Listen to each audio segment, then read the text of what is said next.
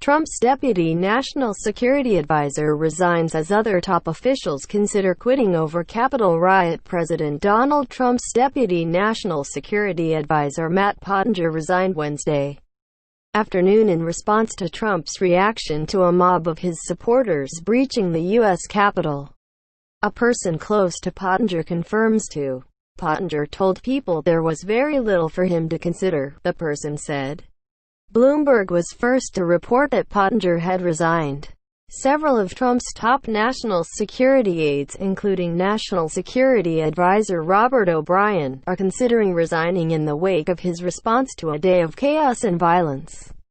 According to multiple sources familiar with their thinking, Deputy Chief of Staff Chris Liddell is also considering resigning, according to the sources. Earlier Wednesday, O'Brien took the unusual step of defending Vice President Mike Pence as Trump has been consumed by the Vice President's refusal to do his bidding instead of the mob that breached Capitol Hill. O'Brien said Pence showed courage as Trump lambasted him. "I just spoke with Vice President Pence.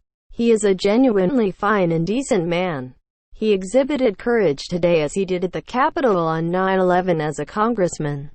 I am proud to serve with him," O'Brien said. O'Brien, Pottinger and Liddell did not immediately respond to requests for comment. The president is being lambasted by his own party for his response to the day's events, including egging on his supporters and then justifying their riot in the U.S. Capitol. Earlier on Wednesday, Trump told a crowd of supporters gathered on the ellipse near the White House that he planned to march with them to the Capitol building. "We're going to walk down to the Capitol, and we're gonna cheer on our brave senators and congressmen and women. And we're probably not going to be cheering so much for some of them, because you'll never take back our country with weakness. You have to show strength and you have to be strong," he said at his rally on the ellipse. Ultimately, Trump skipped the march, returned to the White House in an armored SUV and hunkered indoors. In a video posted to social media after the mob overran Capitol Police and entered the country's legislative chambers, Trump sought to empathize with the rioters based on the lies he's spread about a fraudulent election. "I know your pain. I know you're hurt. We had an election that was stolen from us," Trump said in the video.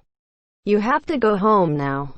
We have to have peace," Trump said, several hours after the doors of the Capitol building were breached.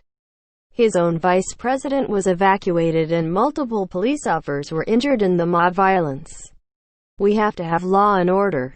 Trump, who proved over the past year to be eager to deploy the National Guard when violence broke out in other U.S. cities, initially resisted doing so on Capitol Hill as the mob descended.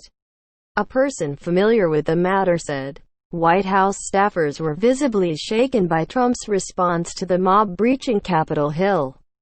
The president was borderline enthusiastic over the protests and did not want to condemn them, multiple people said.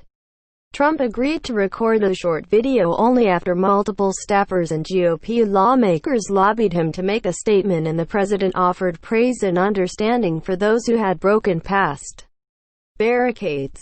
Two people added. Then a short time later he tweeted defending them. Several senior staffers are stunned by his behavior. This story and its headline have been updated with news of Matt Pottinger's resignation.